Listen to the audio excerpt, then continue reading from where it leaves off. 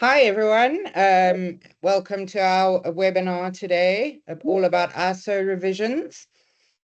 Hence, it's a popular one, it looks like. Yeah, it appears to be, yes. I checked out the registrants. Obviously, it's not always exact because extra people join last minute, but we've got people from 23 countries and okay, 5 continents, not all continents. We'll forgive the Australians. It's the middle of the night. I think we'd better check out why the Antarctica isn't on, because I'm sure those researchers must be using ISO standards in their labs.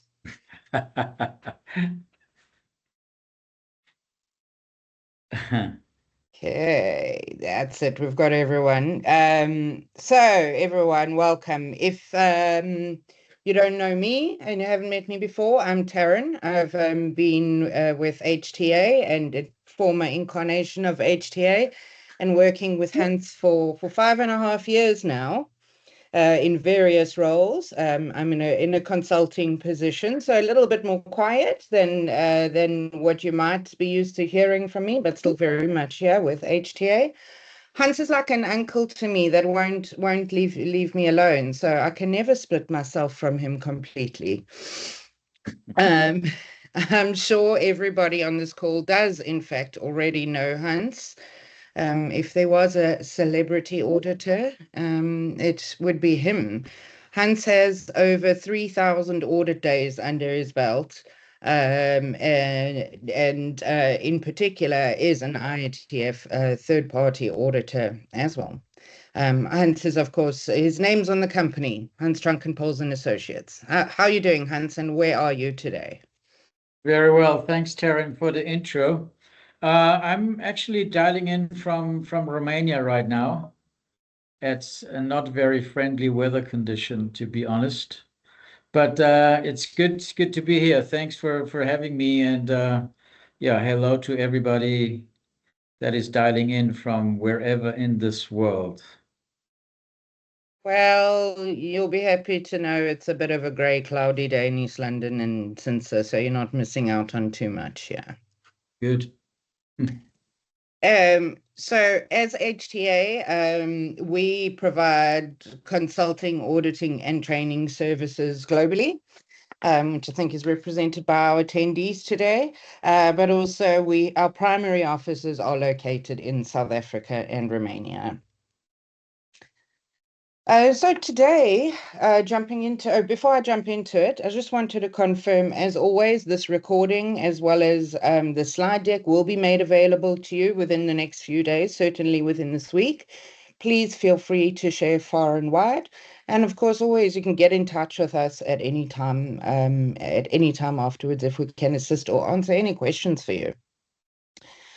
Today, we're looking at those upcoming ISO revisions and what the practical impact is. So our goal is to give you a few preparation steps for the next period. So Hans, jumping straight into it. When people hear ISO revisions, they panic. But you quoted, and I quote, the other day, you said this is more of an evolution, not a revolution. Which standards are being affected and why are they changing? Yeah, Darren, I certainly do stick to my quote earlier. It's more an evolution than a revolution, as you just mentioned. But we have to bring this into perspective. I firmly believe that ISO made a very smart move with this revision, not because of the brand new topics that are going to build in, but to much more emphasize on shortcomings from existing requirements, if that makes any sense. I'll give you a practical example. To this day, for argument's sake, the internal audit program ISO found is not conducted in a very effective manner. Furthermore, the risk-based thinking approach is not conducted in a very effective manner, and so isn't the area about management reviews that should be owned by the top dogs of the organizations. It's still too much quality department driven, and so the correct statement would be the new revisions are emphasizing a lot more existing requirements rather than bringing brand new requirements into the game, if that makes any sense. But we will evolve. As you can see on the slide, there will be a much greater focus on the area of risks and opportunities. How do we identify risk fields? The current 2015 revision doesn't say much about how that should be done. In general, as we have it with system standards, they tell you what you have to do, but they don't necessarily tell you how you should do it effectively. Yeah. And in the area of risk and opportunities, and we can see this clearly out in the industry, it's the same way of doing anywhere you go. So somebody made the starting point and everybody took it over. But there is much more to an effective enterprise risk management approach. Guys out there, if you want to write down two very, very clever standards that you could cross-read if you wanted to, one is the ISO 31000, so 31000. That's an international standard on its own, how to effectively implement an enterprise risk management approach. And the second one I would like to bring forward is the ISO 31010, so 31010. That is also an international standard that provides 24 different risk assessment methods, if I want to call it that.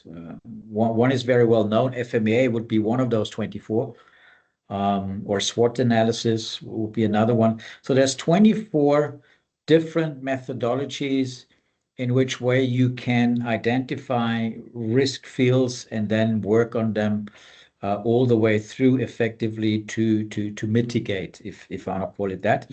The current ISO standard doesn't say much at all other than do a risk and opportunities assessment. And from that perspective, there will be a much greater emphasis on it. There will be also much more clarity on what is exactly expected. And the same thing for sustainability and resilience. So the new standard is stressing the topic of business continuity. So BCP, business continuity planning, the resilience, just to combat the days and age that we find ourselves in with all these, horrible events that the global markets are confronted with. So resilience will be emphasized a lot stronger, and also the change process. So nothing really new. We already had risk and opportunities. We already had requirements for changing. There's a much bigger emphasis on that. What will be stressed a lot more is the area of sustainability and resilience. But we're talking about 9001 and 14000. Sustainability will be a lot more stressed in the 14,000 standard than in the 9001. So 9001 will not ask for footprint projects, for argument's sake. 14,000 will be much more demanding in this, also linked to legal requirements, specifically in Europe with that ESG requirements for reporting and the likes of. And it also will bring forward, let's say, the environmental impact over and above the own organization, but into the life cycle. So all the way EOP, end of production, and also all the way to the recycling. And that's also linked to ESG requirements, which is in Europe a legal requirement, which is cascading down now from the big corporations now to the small and mediums, latest by 2027. Mm-hmm. So much more clarity rather than new stuff coming in. The second one in the center here, stronger focus on quality culture. What does that mean? ISO is under the impression that the quality management system has been delegated too much into a quality department. And this is not the idea of a quality management system. The basic understanding of quality management was actually in its beginning, but it got heavily misinterpreted, and now we're ending up that quality management systems are mostly driven out of a quality department. It was actually meant to be interpreted as the quality of management. So the quality of management in production, the quality of management in logistics, the quality of management in purchasing, and then we go on through all the departments. But it ended up through that misinterpretation that quality is running the show, and ISO now is, and this will be a huge impact for all the top dogs, all for the company leaders, and also for the quality guys, because they have to let go now. And this is what they say about quality culture. It must be incorporated into the business DNA, if you want to call it that, and not driven out of the quality departments. Much more clarity.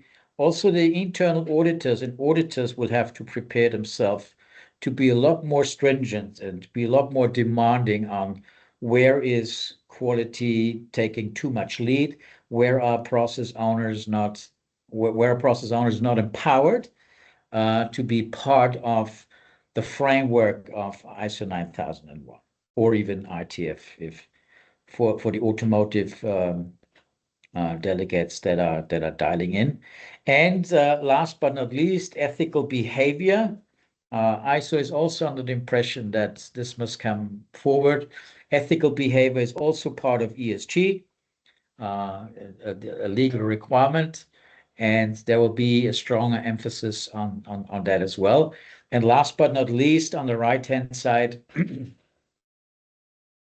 Darren, you need to understand, we're finding ourselves in the 21st century, and there's lots of technology now available. There is much happening now in using digital tools and systems or data processing and the likes of. And we still seem to be very much in love with our Excel sheets. And no offense against Excel, I love it to bits, but it's coming to its natural limits and border limits when processing data and using digital tools. Because the future to maintain sustainability of the organization, which is linked now to the resilience, the business continuity, is not to only focus on the effectiveness of the processes, meaning the dashboards, the targets, but also reviewing and managing the efficiency of the processes. That is also not a new requirement per se, but however, the auditors will all be instructed to stress that a lot more during audits. As to what extent process owners are really reviewing the efficiency of the process. Is there not anything that makes my work faster, more efficient, lesser resources to contribute to the resilience or to the business continuity? Because process efficiency will be one of the main drivers in the future to maintain exactly that. So those are basically the focus points on that. Yeah, and coming back to your question, which standards? Well, we talk about the 9001 and 14001, but we can continue that as well. ISO 9001, guys, is a little bit in delay. It was announced to be published mid-year 2026. Currently, if you look at the information and data, it's rather going to be Q3, if not even Q4 this year. So it's going to be delayed. Yeah, by end of this year. It will be all still structured according, as you can see in the headline, according to that HSLS, the high level structure, or the Annex SL. So we still find the requirements from chapter 4 to chapter 10 in both 9001 and 14,001. 14,001, 9001 will land first. That is a known fact by end of this year. 14,000 appears to follow then shortly into Q1 2027. All right. Also, the 45,000 is under review and currently announced for 2027. And with that, with the revision of 9001, for all the automotive delegates that are dialing in, which I believe is the vast majority in any case, you can imagine that ITF is coming to the party as well, as it currently sits also somewhere in the beginning. They say February, but I believe rather half year in 2027, we will be also facing a new ITF 6949 revision in that. I hope that answered your question. Yes, thank you. And what are the key themes emerging so far?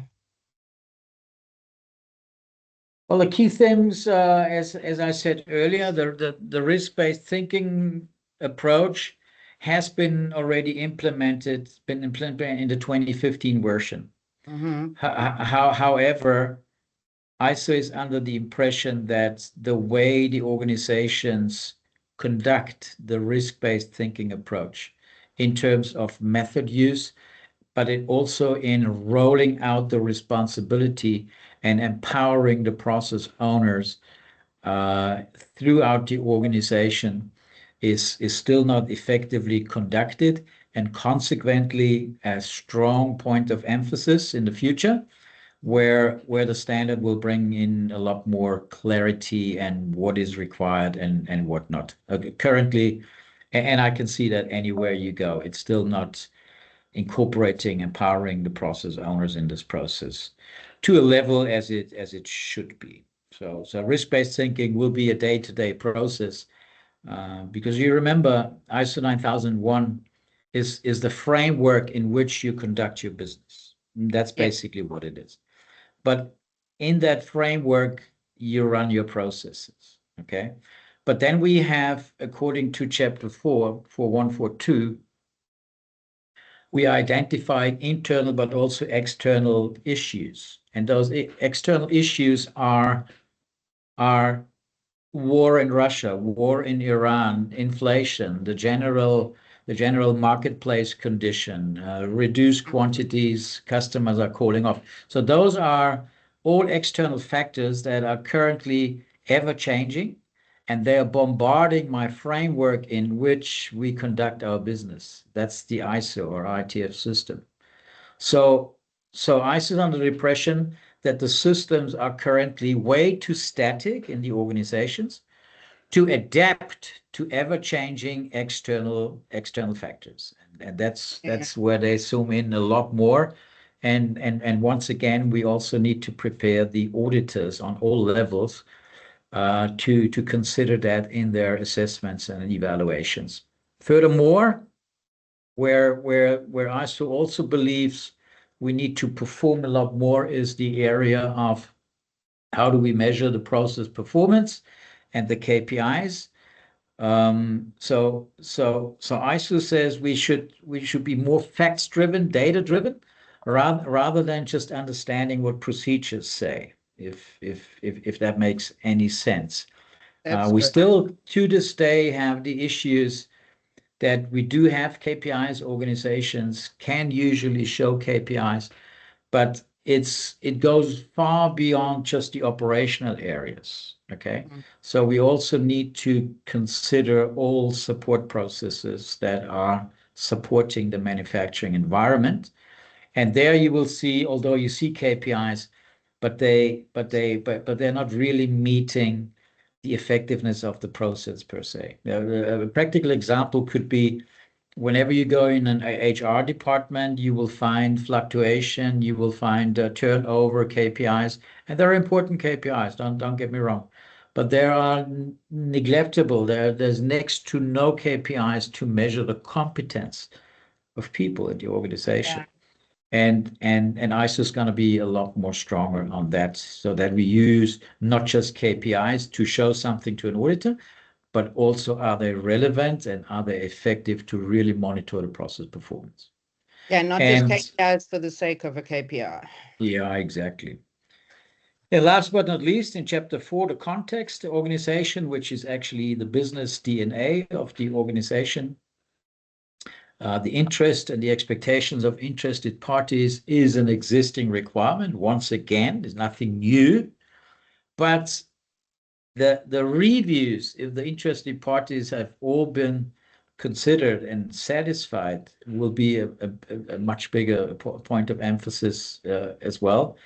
And also all the way to the life cycle perspective. So life cycle is what is after end of production, what's happening in the recycling area. That's also linked again to legal requirements of ESG and the likes of. So the life cycle will be much more in detail on the 14,000 than on the 9,000, but it already starts demanding that. Okay. There's two clear things to me, Hans, is that the essentialness of this risk-based thinking, because I'm just thinking back the last few years I've been working with you since that infamous year 2020. It just feels endless in terms of external factors. And then if we don't even take the major factors, you've got other potential crises in your supply chain that aren't some kind of global crises, but, a supplier could be knocked out or whatever it is for whatever reason, an issue at their plant. So, yeah, it seems essential to me. And when I look at sorry. You're 100% right. And the last one on the context here, on the bottom one, when you see the life cycle, that also very, very specifically includes the supply chain. Because we do realize right now that we're losing the supply chain more and more. And we also need to understand that the big corporations, the OEMs, if I want to call it that, they cannot only mingle around with the tier one suppliers. The tier ones also need a supply chain of sub-assemblies and components, and it's currently really a very challenging time around to maintain this supply chain, and consequently ISO fires up now the focus on that life cycle, which includes also the supply chain. Yeah, definitely. Yeah, it's just things I've picked up over time. I feel like through the tiers, the essentialness of these factors are important, and that's maybe missed. I also like what you said about it's quality mindset, not just the quality department in charge of this, which makes absolute sense. But I mean, we've done so many webinars on different topics, and then I think it's kind of similar to TSAX. TSAX is mistaken to be an IT department thing. It's not only an IT department thing. It's across the board. It's a way of thinking. No, absolutely, absolutely. And this is, yeah, it's also a good point. And this is why, and I say this again, and I say this with confidence. It's not this reinventing the wheel that one can expect in this revision, but be careful.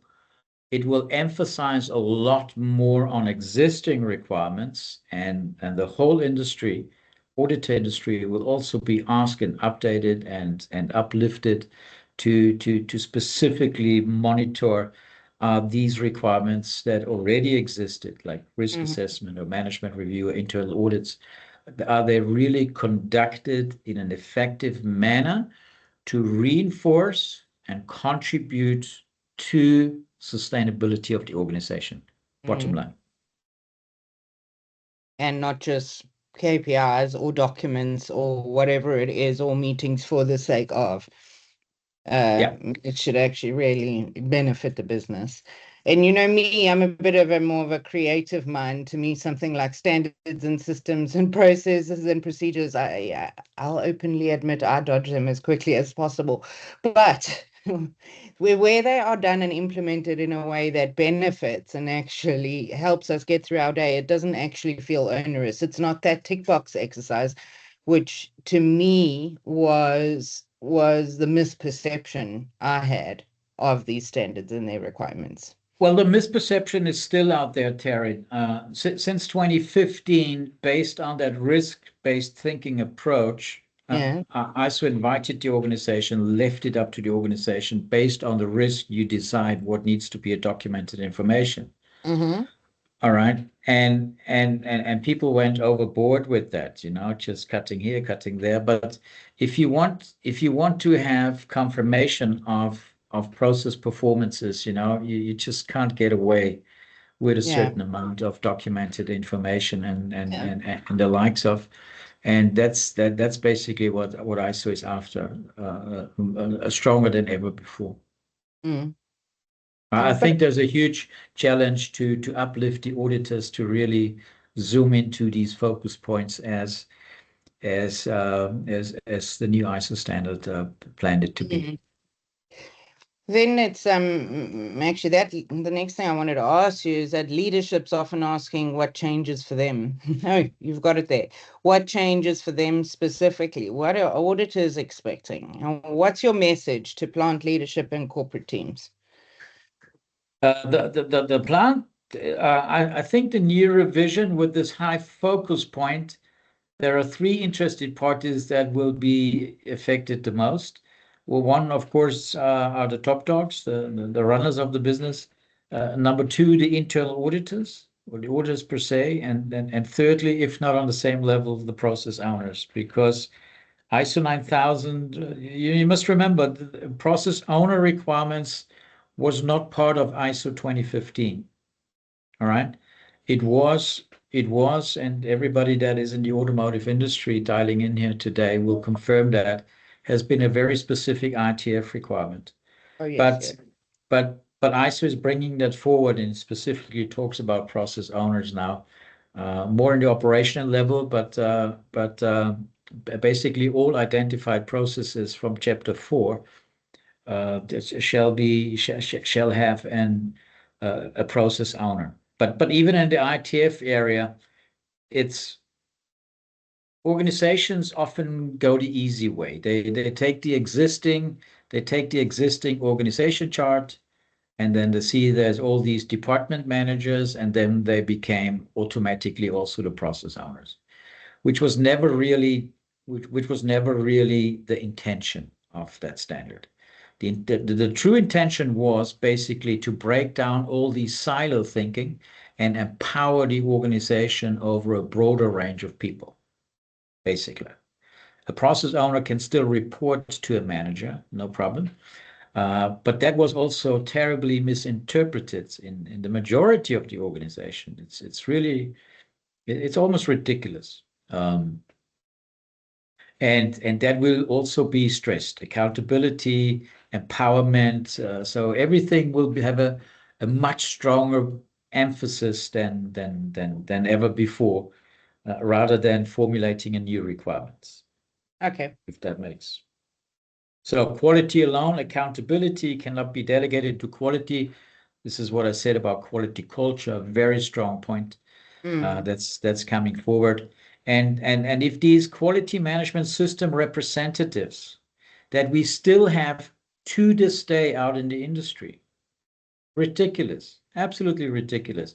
That position is actually been declared obsolete already in 2016 in the ITF. Yeah. Obsolete. And still we do have them. And these quality managers comes a customer audit, comes a certification audit, they still walk with the auditors all along and spoon feed and babysit the whole organization. And ISO said, stop that. Empower the people, bring the process owners forward, make them accountable, off we go. Yeah. So that was the real intention. ISO found out that this has never been implemented effectively. Consequently, they're not creating a new requirement, but they're emphasizing a lot stronger on the correct and effective implementation of existing. And so don't fall in this trap, guys, that you believe this quote what we made earlier. It's more an evolution than the revolution. it is not enough, people. It is not enough today to do the right things. We also have to do the things right. And that's a massive difference. ISO figured that out. We are not on that way yet. Consequently, improving the emphasis points and not creating new requirements. Yeah. If that makes sense. Absolutely. I'm actually just writing that down. We have to do, it's not enough to do the right thing. We have to do the things right. Yeah. See, I tease you, but I do listen and learn a lot from you, Hans. Yeah. What else is on the management review? On the impacts on leadership is the process of management review. Mm-hmm. And I sort of found that out as well, and that's why we cannot. It is so difficult when you go out to connect any business strategy all the way to the decision-making process in the management review. It's next to impossible. All right. If I go for an audit and I look into the last, and I always ask for the last 3 years of what is the output of the management review.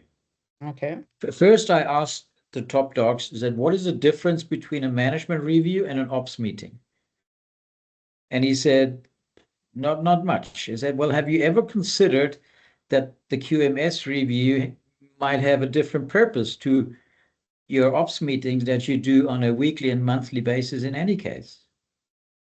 If I asked 10 leaders and said, if I would take this management review report away from you, what as of tomorrow would run worse or better in your organization? And they all say, when you take it away from me, I thought we have to do it for the audit. We do the audit. And this is what ISO is now after. So link everything with the business strategy, with resilience and business continuity, and an effective decision making into the management review. Guys, understand one thing: this management review is your central driving tool to help your framework to adapt to external, ever-changing influencing factors. If you don't get this out of the management review, you have no other tool. If you look into the 3 years back, conclusion, do we need any changes in the system? You can go back as many years as you want. I said no changes needed. How can your framework in this business remain static when the external factors like wars and inflation, all that, are ever changing? It needs to adapt, and the QMS review is the driving force to reinforce your innovation of your business operating system framework, which we call ISO. And that will be stressed a lot. Interesting. Hans, let's get practical. The practical impact now means the management review must drive the decisions and actions. So the framework of your management system must be adaptive to the external factors. It cannot remain static. And it is over most of the times static. There's no impacts, there's no decisions made to drive. The management review drives the decisions and actions based on the link of the business strategy papers, 3 years, 5 years, whatever, or business plan, whatever you want to call it, and it must follow through all the way to risk-based thinking, supported decisions in the management review. And those links are currently missing in the majority of the cases, and this will be a focus point. Objectives must be linked to the risks. Risk-based will be stressed a lot more with those leading and lagging indicators, not only for the process effectiveness, but also for the efficiency. Because again, the efficiency will be a massive contributor to sustain your operations. And last but not least, the environmental aspects, that's 14,000 considered across the value chain as per ESG requirement, which is European legal requirement.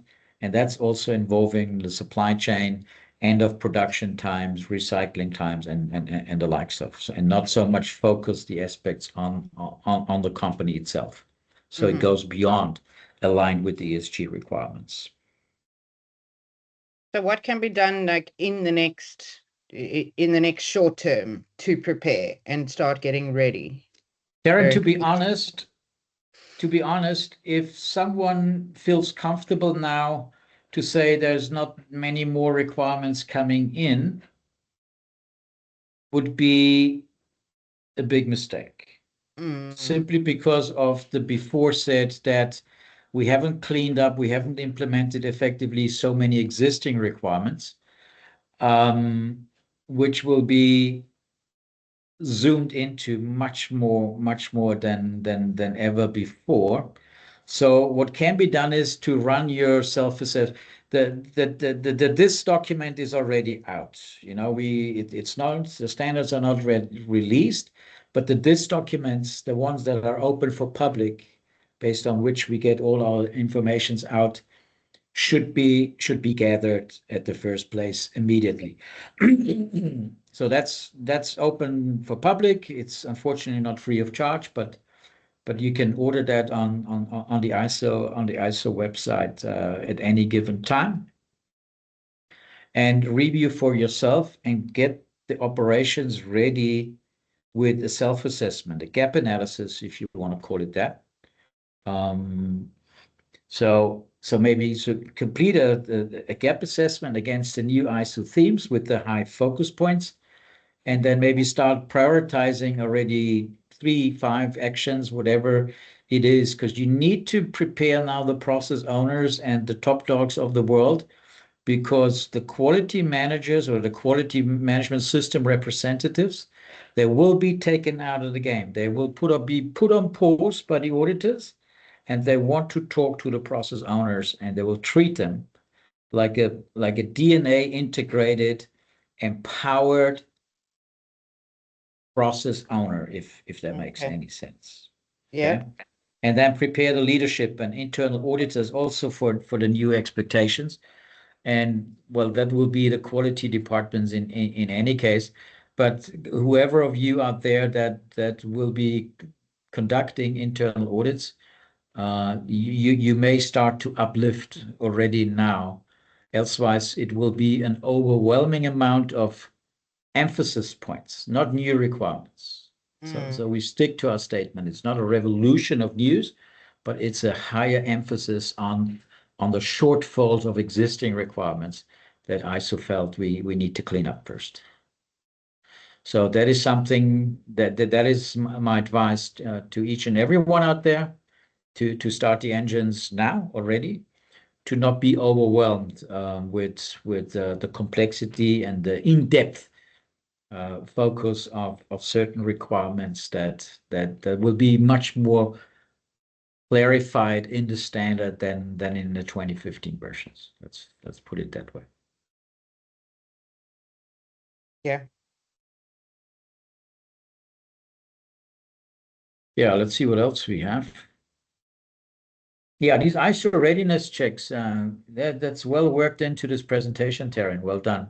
On the left side, you see those management system aligned with business strategy. This is what I just elaborated on. It must follow through from the business strategy to the risk assessment into the processes, operations, support processes. Process owners must review the efficiency and the effectiveness throughout the year and feed it into the management review, based on which management does make decisions. So that must be following through according to the PDCA circle. Clear ownership of objectives, that means bringing the process owners forward a lot more, not relying so much on the quality departments, and evidence-based management review decisions. And on the right-hand side, from green, yellow, and red, ask yourself that. Is that a shortfall? Are we in green? Are we in yellow? Are we in red? Okay, to the before said. And if you run into red, run. Start now. Don't wait till the standard comes in end of the year, because it will be very overwhelming. because it needs a cultural change. You need to understand that. I mean, we've been process owners in these days. They feel very comfortable to have that QMR available. They feel very comfortable. All right. And but that's no more longer allowed. They must step back in a controlled manner to bring the process owners forward. Another checkpoint for you is that's on the leadership side. On the process performance, define process owners at operational levels, so operational and sub-process level. KPIs with effectiveness and the efficiency, and I want to stress this efficiency, where there is very, very insufficient reviews done by process owners for their own efficiency. That is running well in the operations. That's where we put food on the plate, OEEs and the likes of. But in the support processes, there is happening next to nothing. Also, how process owners are integrated into the risk assessment. That's a continuous process throughout the year. You cannot let the risk run and not mitigate when outside factors change and wait till end of the year because the management review is coming. It doesn't make any sense. And also corrective actions must be driven by trends in all areas, not only from audit findings and the likes of. And then you can ask yourself again, do you find yourself in green, yellow, or red? If you find yourself as per your self-assessment again on red, run. Simple, run. Because it's a very time-consuming process to prepare the company leaders and the process owners for this change. This is a cultural change of note. And that cultural change request was already stipulated in black ink on white paper since 2015. Remember that. And in 11 years, we still have a situation where these requirements are not implemented effectively. Consequently, ISO was not creating a new requirement. It said, but let's focus in and let's help that these valuable requirements get implemented in the most effective manner to support resilience and sustainability and the business continuity and the likes of. Mm-hmm.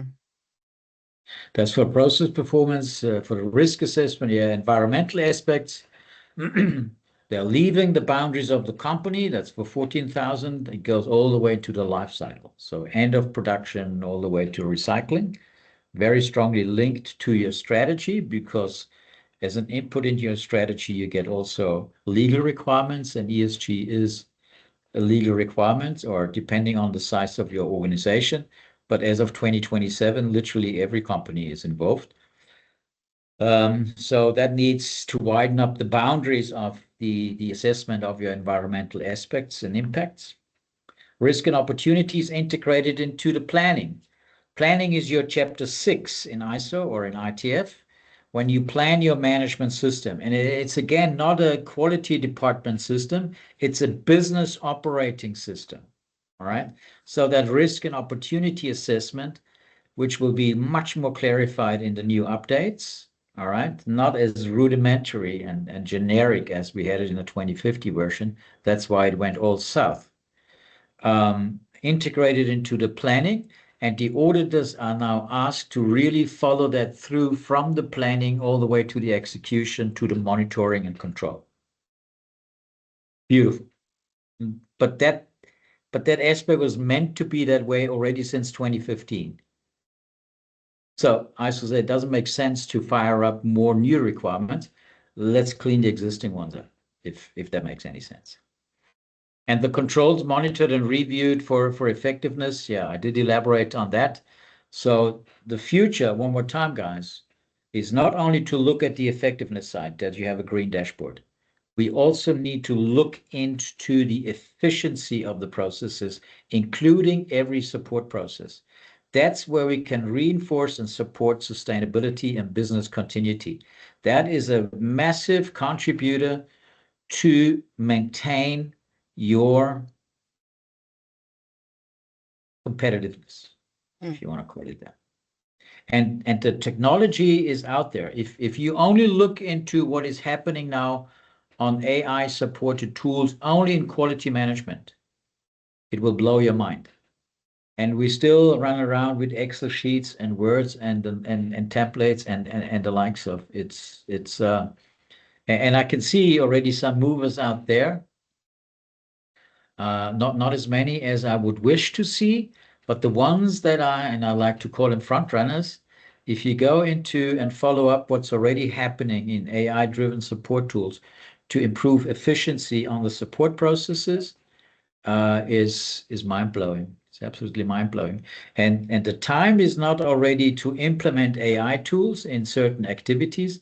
The next step is already in preparation to make it a fully integrated into the infrastructure, IT infrastructure. Yeah. So that's already the next step. But we need to start with the first one, and sink your teeth into this. The quality guys are not having the time. And consequently, we need to free them by reinforcing, empowering the process owners so that they find time to permanently check the markets and work with associations and the likes of to find what is new, what technology, what can improve the efficiency, and then bring it into the organization, make an assessment, give it to the process owner, and off we go. They just don't have time. So we keep on doing the things because we've always done it the same way. And that's very risky for sustainability. Yeah. And then I have, those are the ones I would like to bring forward as recommended steps going forward. And again, you can do your self-assessment from green, yellow, and red. And if you need any help, as Terence just said earlier, just stay in touch with us, and we can give you some further guidance. So that being said, isorevision will reward a strong and well-run systems, not with new requirements, but checking more the effectiveness of existing ones. That's what it is, bottom line. And early preparation will reduce also your risk for certification, although you will have the typical 3 years transition period. Mm-hmm. So for all the standards, we're talking about 3 years transition periods, and use the changes, not the changes, but the higher emphasis to really strengthen your business operating system, which ISO is, or ITF is. It's a business operating system framework in which you conduct your business, and it must permanently adapt to the ever-changing external factors. Mm. This sounds quite positive to me, not as scary as I expected an ISO update to be. Like you say, reinforcing. It's not actually new requirements. And I think with those checklists, that's a good start for everybody to start on. And certainly, Hans, I mean, we will run training and support clients in any way we can in terms of the actual practitioners in their teams as well as internal auditors. And that will all come in due course at the right time as well. Yeah. And not to forget our process owner workshops, where we really open the eyes to support the empowerment of those process owners. Yeah. Because over so many years, quality took control of that, so they cannot just drop the ball and bugger off. It must be a controlled step down. So we're helping in those process owner workshops, so they understand what are actually the roles and responsibilities of a process owner. And that's Quite what we're starting interesting with. to me that's moved now from ITF into ISO. Yeah. Usually ISO leads ITF, and now it's going in in reverse. Now, these requirements make a lot of sense. We just, as I said, it's the right thing to follow and do, but we also have to do the things right. It's exactly simple as that. So Hans, I'm going to open the floor now for general Q&A from everybody. I think I've got a couple comments first from Florina. You've been presenting, so you wouldn't have had a chance to see these comments rather than questions. That makes sense. For planning, performing, and managing audits in a company, as well as managing KPIs and taking the correct decisions, the recommendation is to implement software for audit management. Of course, this allows continuous improvement of the audit process and stores all your data in one place, making it easy to analyze trends, identify risks, and generate audit-ready reports in seconds. Absolutely. Also, mobile apps are available, and this makes it even easier makes the audit process even easier for auditors, especially for layered process audits. Auditors can capture findings, attach evidence, complete entire audits right from the floor, online or offline. And exactly that. I mean, I'm all for tools like this. All the KPIs are generated just in time. In my opinion, Florina, this is the next strategy related to audit management for all companies that want to keep growing and take complete control over their audits. 100%.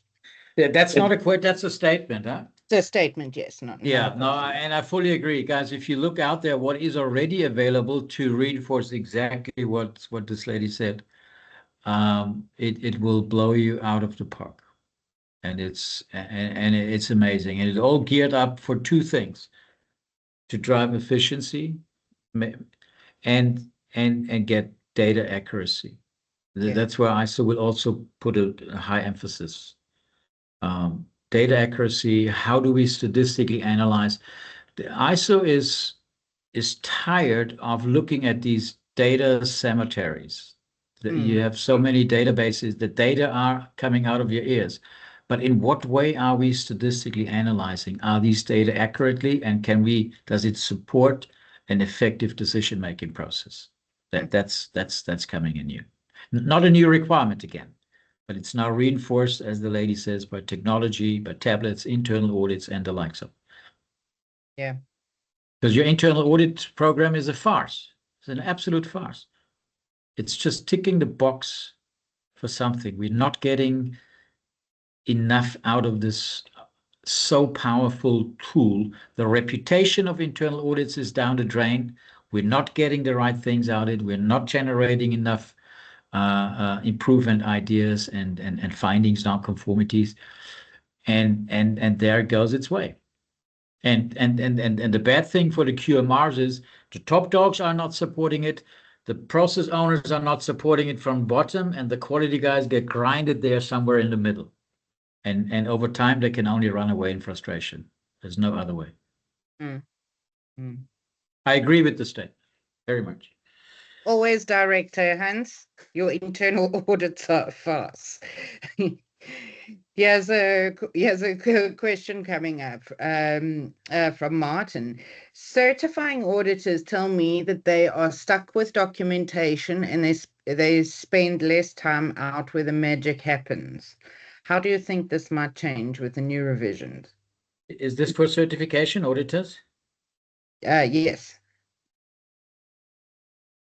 Certifying auditors tell me that they are stuck with documentation. They spend less time out where the magic happens. How do you think that might change?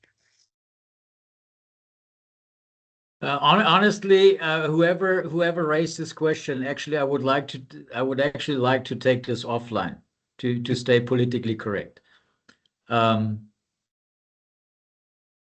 Honestly,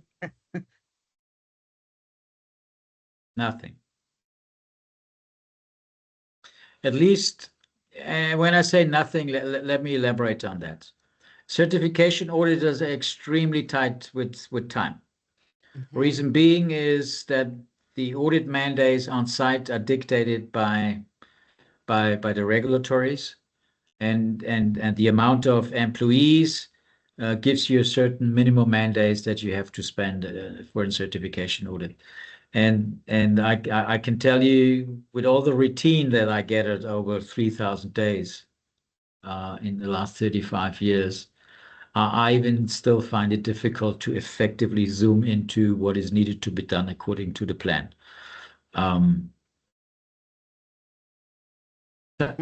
will show, but it's a challenge for the auditors. Let me tell you that much. Yeah. But don't rely on them.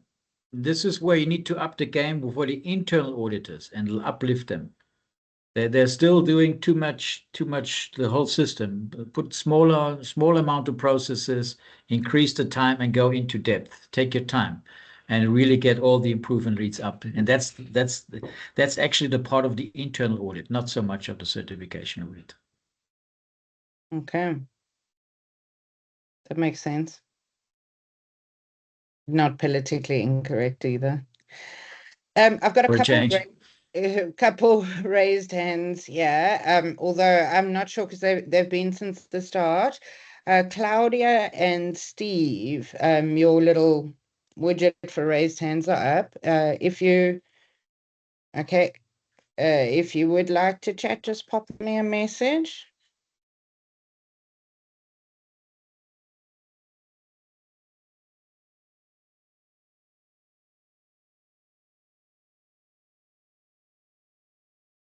Claudia and Steve.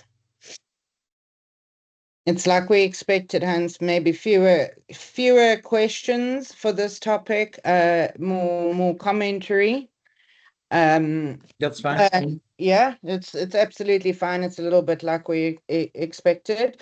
I trust and hope everybody, I found this comprehensive. It's great for me and for moving forward in the ht+a team with the updates we need to make. I'm sure I can think of a few areas already to brush up on. The recording for this meeting will be ready within the coming days. As I mentioned, please share far and wide. Please also reach out to us. It doesn't matter whether it's a quick, short question or something bigger. We are here to help. Hans, as always, thank you very much for making time. And pleasure, Taryn. Thank you. Thank you, everybody, for joining. Hey, first time ever, we hit it exactly on time. Bye, everyone. Bye.